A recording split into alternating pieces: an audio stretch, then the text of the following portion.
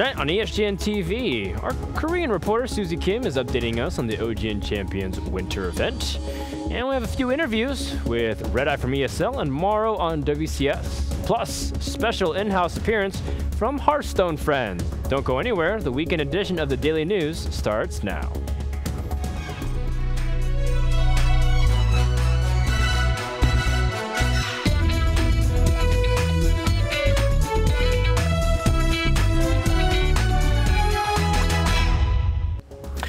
And hello once again from Studio 1 in Babelsberg. Dan Cho reporting in for another day of exciting news in esports. Tonight is January 17th, and today we have an almost sinister esports fact. In 2008, the Brazilian government banned Counter-Strike in their country. Also, the United Nations Security Council had their first ever session in 1946. Now, no sanctions have been declared yet on a video game by these guys, but I wouldn't rule it out of the realm of possibility in the future. The OGN Champions Winter 2013 are almost done, as the finals are next week between SK Telecom T1K, who hasn't dropped a single map all tournament long, versus Samsung Galaxy Ozone. But before that, OGN held the third place match between KT Rolster Bullets and Najin White Shield. Our correspondent Susie Kim visited the OGN studios the other day, and she has an update for us. Susie?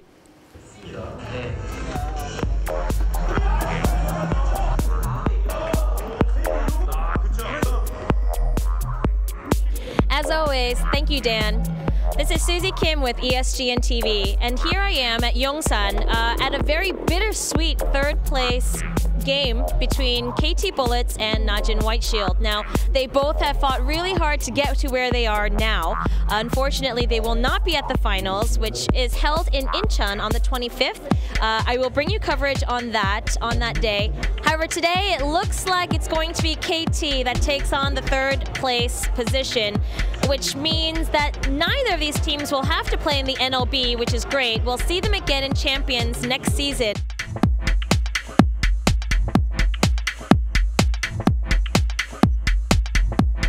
And congratulations to these two teams for making it so far in the Champion Winter season. Thanks for that quick swoop in. Follow Susie on Twitter at Little Susie. As always, try to follow her journey throughout all of Korea. We take a look at the results once again. KT Rolster Bullets defeated Najin White Shield 3-1 and managed to secure that third place prize. And it's nice that they get to stay in the Champions League. We also remind you the grand finals will be held on the 25th between T1K and Ozone, and it should be casted by Monty and Doa as always. With T1K looking unstoppable since their third placement as the world champions last year, will there be any team to stop them? Well, it doesn't look like it for now, but there's plenty of room in the stable for dark horses like Taipei Assassins in Season 2. According to our partners at Gamefy, there's a new threat on the horizon in Taiwan. Let's see what they have to say. A new League of Legends team has been created during the LNL 2014 Spring Qualifier in Taiwan. Matchy Entertainment Group, managed by Jeffrey Huang, who is a famous Taiwanese singer, announced the founding of the Matchy Esports team, which has since taken part in the League of Legends Nova League Spring Qualifier, and is counting down to the days when its players can show their abilities in the world arena. According to the report, after watching League of Legends Season 3 and World Cyber Games, Jeffrey felt strongly that there should be a team representing Taiwan in Season 4. His passion for League of Legends and the prospective view on Taiwan's esports future helped make Jeffrey's mind up to form a new team for Taiwan. Matchy Esports team told us that they had started their preparation by searching and selecting competitive players from November 2013. Finally, the roster is now complete. Captain Baizhen Huang, the former team member of Huai's Spider, and other 4 experienced Taiwan players, plus Jeffrey himself. According to the team leader, they will first participate in the LNL Spring Qualifier. After that, future tournaments both home and abroad will be planned. When asked about the aim of the team, Jeffrey said, "We focus on being number 1 in the world, and our spirit is to never surrender."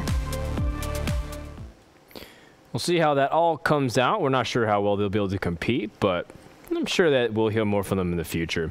Thanks again, Gamefy, for the report. Don't forget to tune into their G League finals on the 18th and 19th for League of Legends and Dota 2.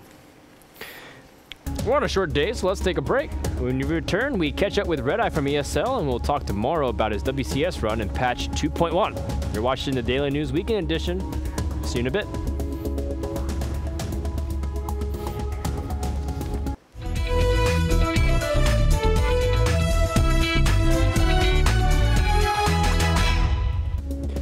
And welcome back, everybody, to Desk. ESL has had the most improvement in the most notable way, in the way they grabbed attention of viewers through the WCS broadcast. Blizzard last year even asked ESL to put on the global finals at BlizzCon. Lots has to do with the company's development in the past few years, and we sat down with Redeye to talk and reflect on his year with ESL. Hey everyone, you may know him as a host at ESL, but he's also the head of content and media. I'm joined by Redeye. Paul, thanks for joining me. You're welcome. So, for people who may not be familiar with you, can you introduce yourself and a little bit of your history? So I'm probably the oldest guy in esports right now. Been around for a long time. I don't know if that's a good thing or a bad thing. I'm currently working with ESL in Cologne and have been for the last 12 months as head of content and media. But as you said, wear many other hats. Head of the commentary team, head of hiring all the commentators and the hosts and the talent for all of the shows that we produce, ranging from EMS1 to Intel Extreme Masters to WCS stuff as well.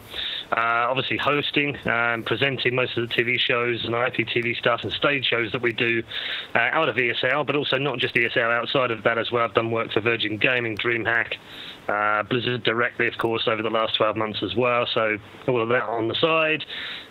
In the background, helping to produce the shows, making them better, improvements. Just directly involved in a lot of things at ESL, helping improve the social media stuff as well. So yeah, lots of different hats. What about you? What are some of the best memories that you've had working your job or even hosting in the past year? Well, I think, where do you start? I mean, it's 12 months of, just intense tournaments throughout the whole year. My feet just haven't touched the ground since I moved here. I think I moved on the 14th of January 2013. I actually physically moved here. Mm-hmm. Started on the 15th in the office, and on the 16th, I think we flew to Katowice last year. So, just didn't stop from then on. I went to Brazil, we've been to China, we've been to New York. We've delivered 3 fantastic WCS seasons when I think people thought maybe we couldn't do that job, and I think we did it, and we did it very well. We also delivered the Season 2 finals, which I think are widely regarded as some of the best StarCraft production that we've ever put on, but I think also Counter-Strike Global Offensive as well has seen some fantastic production stuff that we've done with Raid Call EMS1, and then on top of that, Intel Extreme Masters. So, asking me to pick out a highlight is really tough because there's been so many from a commentary point of view, from a hosting point of view. Mm-hmm. But I think when it comes down to it, my love for the StarCraft scene and the fact that I was chosen by Blizzard to host the stage at BlizzCon, it doesn't really get much bigger than that for me as a host. In terms of esports, so I think that one sticks out. But I think just as much as some of the regular stuff that we've done in the studio this year, the Raid Call EMS1 in particular, and some of the StarCraft 2 stuff via WCS in the Cologne studios has been a lot of fun, a lot of fun with some great people involved. Oh, it absolutely shows. I mean, ESL being able to put on the production at BlizzCon was also a testament to all the work you guys have put in. And so, again, congratulations with that. I do want to also ask you, because you're always in that hosting, commentary, public guy role, but maybe as a fan, do any games or memories or moments stick out to you from 2013 specifically that strike deep inside that heart? Yeah, they do. Just a ton of different games. I mean, NIP, I think, winning Raid Call EMS1 was particularly memorable. Or going to Raid Call EMS1 and then losing to Virtus Pro in the semi-finals was even more memorable because they were just expected to dominate everything. I think they were something like 87 or 89 maps in a row without defeat, and then all of a sudden Virtus Pro beat them twice in 2 tournaments in Star Ladder and Raid Call EMS1. So that one sticks out. I think Bomber going all the way through the tournament in Season 2 final sticks out. It was also the start of Scarlet versus Bomber The rivalry as we've now known it to become, and then that ridiculous match between them at Red Bull Battlegrounds, which was, it was just nuts. I mean, one of the best games that you'll ever likely to watch. But the one thing that sticks out in my mind more than anything else, oddly, and StarCraft fans are going to hate me for this, but it's actually from League of Legends, which is back at Katowice at the start of the year. I remember sitting at the front of the stand, and I not long just introduced some of the StarCraft onto the stage.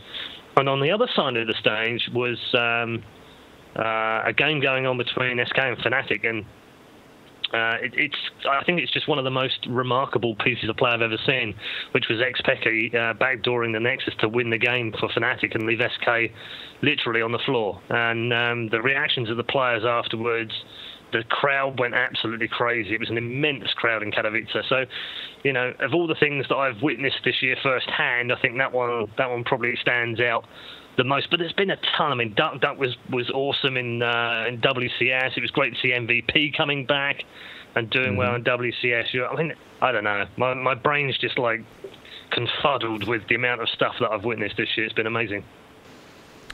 There's not enough eyeballs on my head to watch all that great stuff you mentioned, Paul. I bought an extra screen, Dan. Second monitor makes all the difference. Over 44 million hours watched on Twitch TV and over 50% growth since 2012. Congrats on a great year, Paul, to all the ESL team. Thank you so much for joining us. Do you have any last comments and shout-outs before you go? Just to all the guys at ESL, really, and all the sponsors and partners that we've had over the last 12 months that I've had the pleasure to work with. And as I said, we've got some hugely talented people at ESL. And, recently having won an award for Host of the Year from last year, I can't think of a better way to thank ESL for the work and dedication that they've put in over the last 12 months, and obviously all the support, because without them, I mean, it sounds cheesy, but without them, my job's a ton harder and it's much more difficult to do well at it. So my thanks to all the people at ESL, and hopefully we have another great year in 2014, and to everyone that's tuned in as well. So thanks for tuning in to all the stuff that you've watched, not just at ESL, but all around the world and all through different esports. Thanks for supporting it. Awesome. Follow Paul on Twitter at Paul Shaloner, as well as catch him at ESL.tv. Thanks again, Paul, and here's to a great 2014. Big shout out to Redeye for taking a few minutes to come to the show and reflect on 2013. ESL has made wonderful leaps forward, and I have a feeling 2014 will be much of the same. Now, me, myself, I am super hyped about WCS Europe. They'll begin next week, and you should be too. We've been interviewing players who qualify for the Challenger League, like Grubby and Hero Marine. Tonight, our featured StarCraft 2 pro is Morrow. I'm joined now by Morrow, who recently qualified for WCS EU Challenger through qualifier number 3. Congrats, Morrow. Thank you very much. So talk to me a little bit about your journey through the qualifier run. You entered all of them, but you did manage to get through in the third one, defeating players like Mana. What was it like for you? That qualifier wasn't like too hard. It was much harder last year. My bracket, I felt a bit lucky with it. After I beat Mana, which was my hardest opponent, I felt very, very confident to qualify. Well, it was actually very interesting because you faced off against Lambo, who upset Thorzane. And as a fellow Swedish player, were you surprised at all by that result? I was very surprised by the result. After that, I asked Thorzane, and he helped me out and told me how he played and so on. So that helped me a bunch. Without Thorzane's help, I think I would have lost against that guy, because his playstyle was very, very special, per se. Well, there you go. The Swedes stick together. Yeah. Morrow, I wanted to ask you, as a player that's been trying to participate for a while in WCS, what do you think about the differences between 2013 and 2014? I think the differences that they made have been absolutely great. The biggest thing for me, personally, is that they changed. So the rotation is 16 players every season, qualifying and going out of WCS instead of 8 players, which is absolutely huge. Like, it was so hard to qualify last year. So then it seems like everything's going to be pretty set, although you do have one best of 5 coming up to qualify for it. How confident do you feel going to this best of 5 in just a general matchups? Because now you're Terran again for quite some time. Do you feel really comfortable in every matchup? I feel pretty confident in every matchup except in Terran versus Terran. However, I think like most Terran players in Europe don't really feel confident in that matchup at all. So it should be okay. I've been asking a lot of pros their thoughts on the balance changes that are going to be coming up, or potential balance changes rather. And one of them was about Terran Mech and even nerfing Protoss Mothership Overcharge. Do you have any thoughts about these changes? The mech changes, like they want to get mech a little bit better, and I think that makes sense. However, they said they want to buff mech air, and I think mech air is already like strong enough. I would prefer if they made mech on the ground better instead. Thank you so much for joining me, Morrow, for some quick thoughts about balance changes in your WCS qualifier. Do you have any message to the esports community? Because it's been a while since people have seen Morrow from the earlier days of StarCraft 2. Why don't you address them for a little bit? I just want to say I usually keep to myself and don't really talk too much or stream too much at all. But I'm still active and I'm still practicing very hard. I know I have a lot of fans who don't really know what's going on if I'm even active anymore. So I just want to say that. That's right. Morrow is alive and well. You can follow him on Twitter at PropMorrowBB2, where he plays for Team Property. Thanks for stopping by, Stefan, and good luck in your Challenger Series. Thank you. Morrow's Challenger League match will be versus Showtime on January 23rd. Make sure to see him in action on twitch.tv/WCS_Europe and follow him on all his social media. Since it's Friday, we want to start doing a regular promotion on our show called This Weekend on Twitch, so you know what to expect in the coming days. We're going to cover each 4 games, beginning with League of Legends. The EU West Challenger Series semis will be happening on the 18th. And don't forget that NALCS will be going all weekend long to see your favorite North American League of Legends team. Over in StarCraft 2, we have Nation Wars continuing all throughout the weekend, as well as the Razer Starbow tournament, which is really cool news for that custom game. And over in Dota 2, we have the Star Ladder Finals that will be going on with all your favorite teams, as well as the G League Grand Finals that we've been teasing for the past couple of weeks.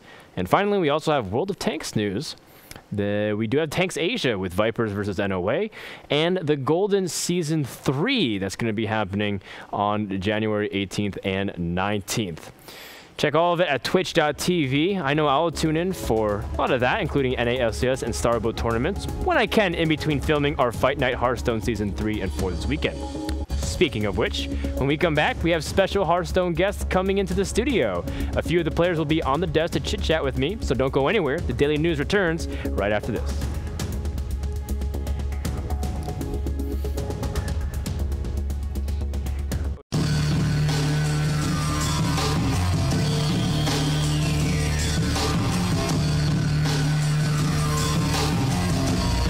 We will win every series, for sure.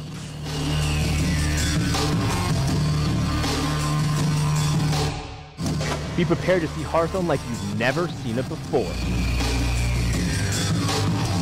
We do have some secret things planned, so you should watch out.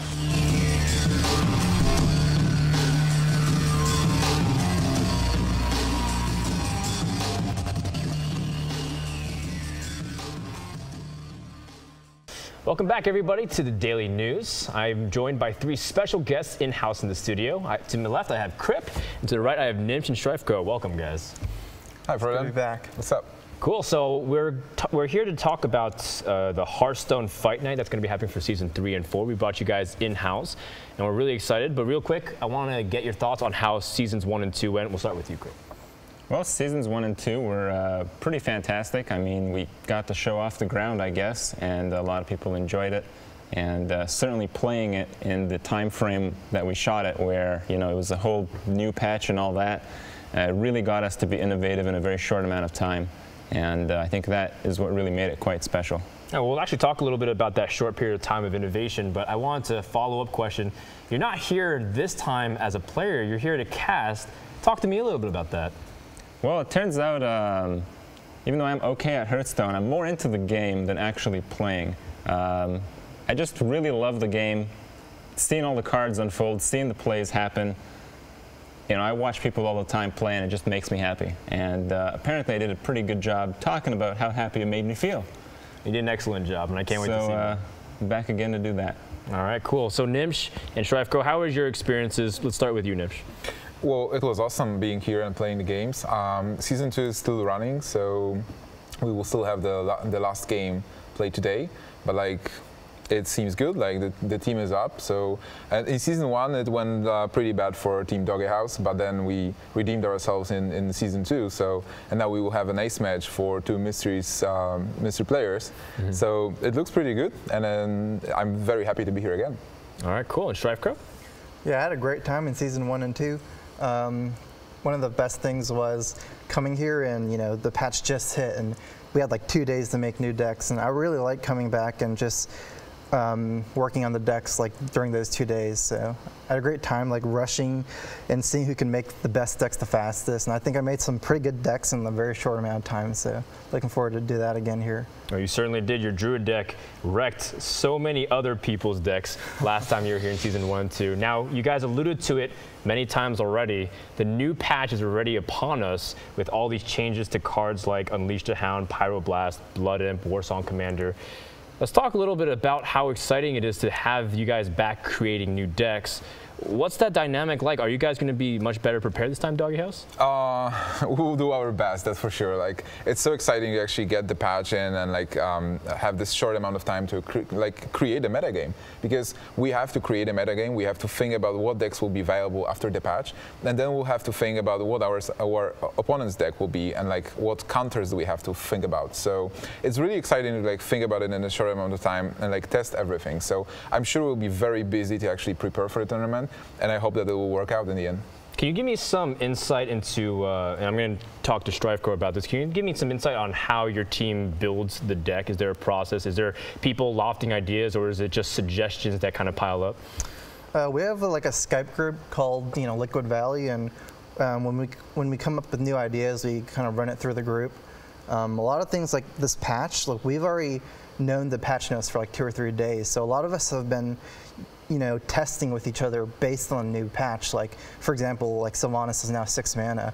When we test, we just play Sylvanas as a 6-drop instead of a 5-drop. So we've already done quite a bit of testing on the new patch already. Ooh, okay. And we kind of just like, most decks are mostly one player's idea, and they're the one mostly refining the deck, but after it gets more and more refined, that's when like everyone really starts chipping in and seeing what needs to be like the final changes, basically.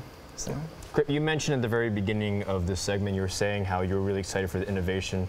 What's it like to you to see these players have 1-2 days at most to build these decks? Well, it's quite a challenge. In the last kind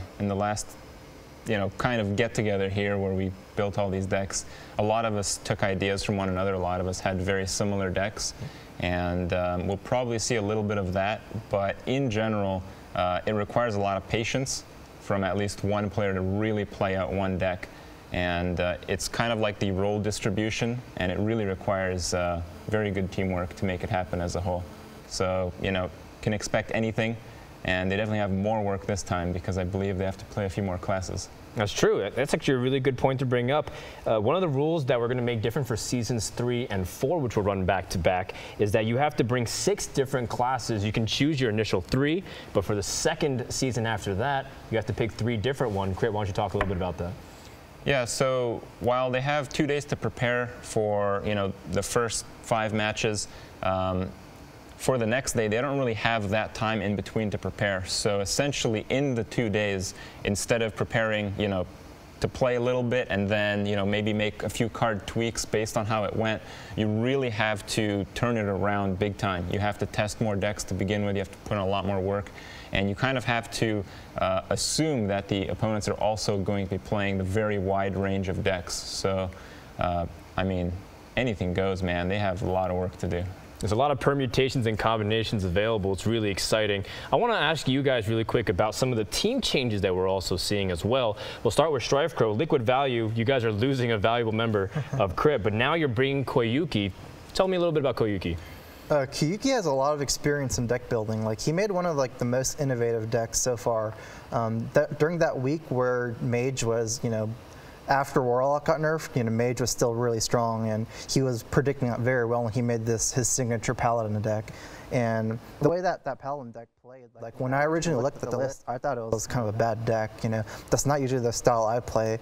But when I really, deeply thought about it and played it more, I realized that that deck is really cool how he made it, because, he was running so much healing, and I thought that this much healing is going to only be good against Mage. But the way he was running it was he had so many ways to clear the board completely, like Pyromancer equality.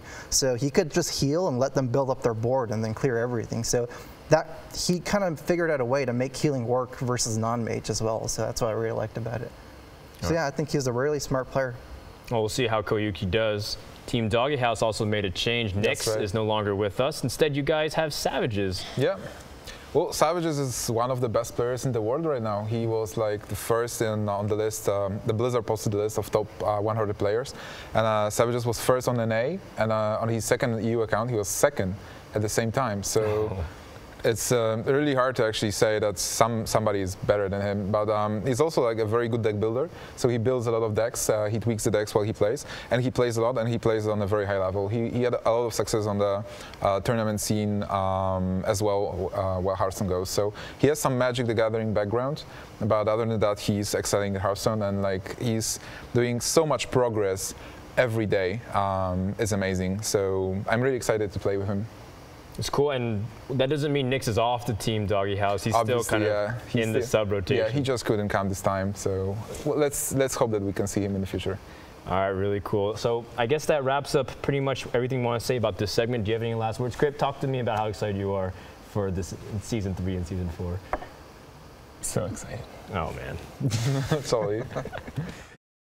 Well, thanks again for joining us. Nymph, StrifeCrow, and Crip will all be in Seasons 3 and 4. We'll see how it's going to go in a couple of weeks. Meanwhile, enjoy the last episode of Season 2 for Fight Night Hearthstone. Have a good night, guys, and we'll see you Monday.